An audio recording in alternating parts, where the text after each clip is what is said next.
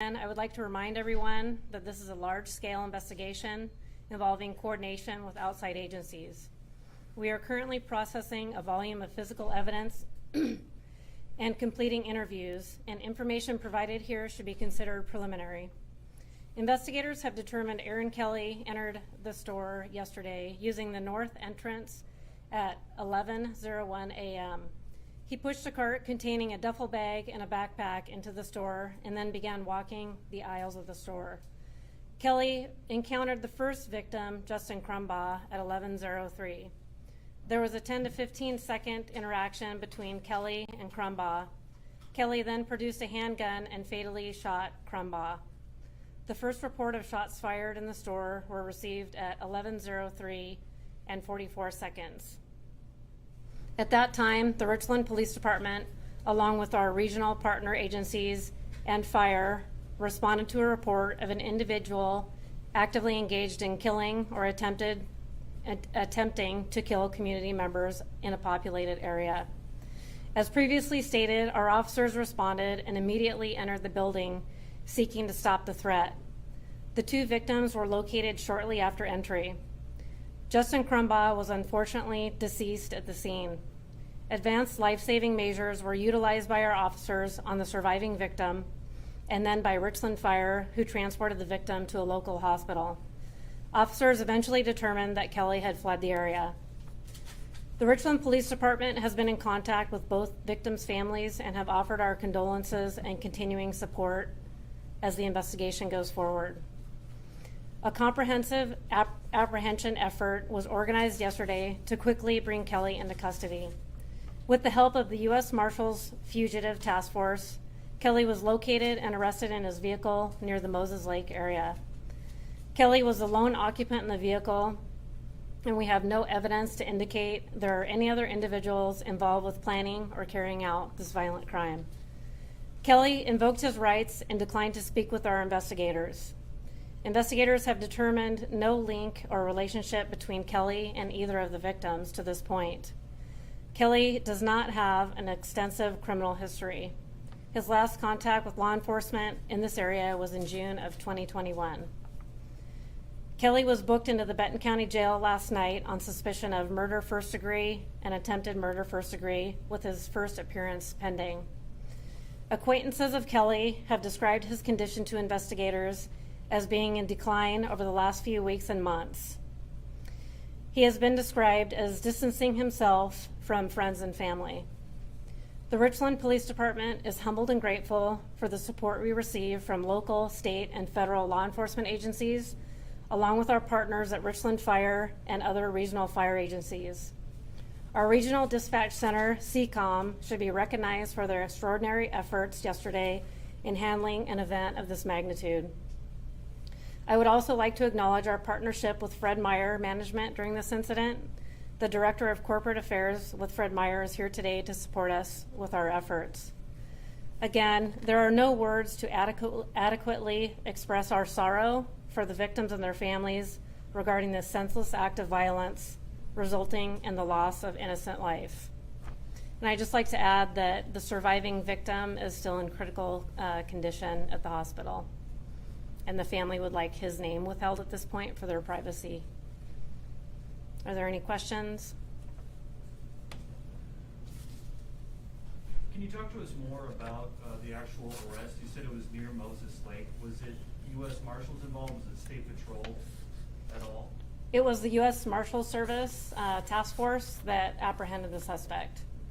And did they just spot his car? Were they following? Could you talk to that at all? I can't speak to the events surrounding that, just that it was a result of an ongoing investigative effort. Do you know if they found any weapons on him at the time? We have not recovered the weapon yet.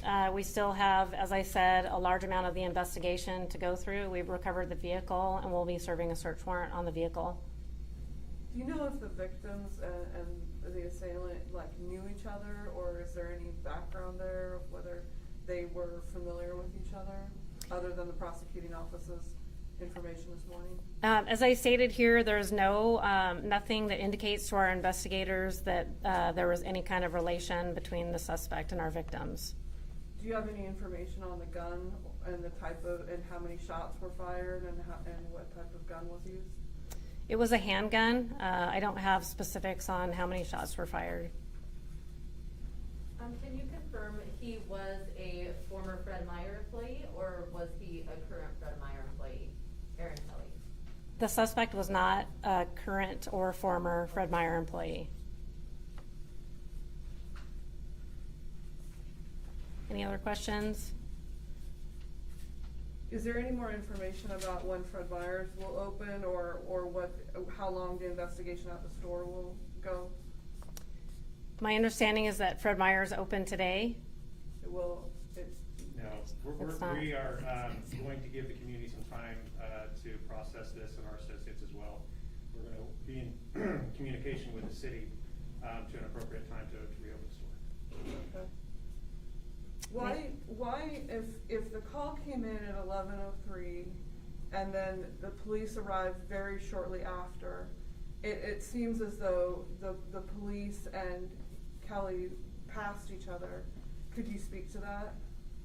Did he go out a different door than the arriving officers? I know there's many entrances. So it's important to understand that when officers are responding to an active shooter type incident, our response changes.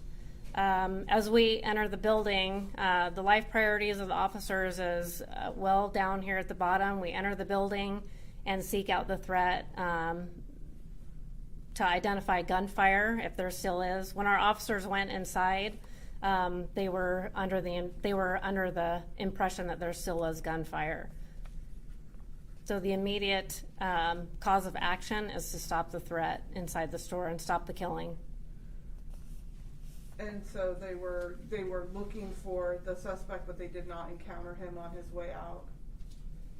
No, we didn't encounter the suspect on his way out. Can you talk a little bit about it? You said he doesn't have much of a criminal history, but he was known to law enforcement. I think you said June 2021 was last interaction. What was that like? I can't speak to each encounter that he's had with law enforcement, but it's been low level, some informational reports and other nonviolent type crimes. The past record, was he clear of those charges, or did that remain on his file? I don't have information on that for you today. Anybody else? Is he in good physical health at the Benton County Jail? There was no injuries or any other, like, no broken arms, nothing. He's in. You're asking if Kelly is in good health? He was arrested yesterday without incident. Yeah. Right. Thank you very much. Ma'am, could I just get the crux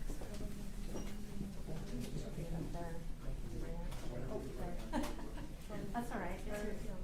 Yeah, thank Sorry. you Yeah. for your time. Thank you. Thank you, everybody, for coming out. We appreciate it.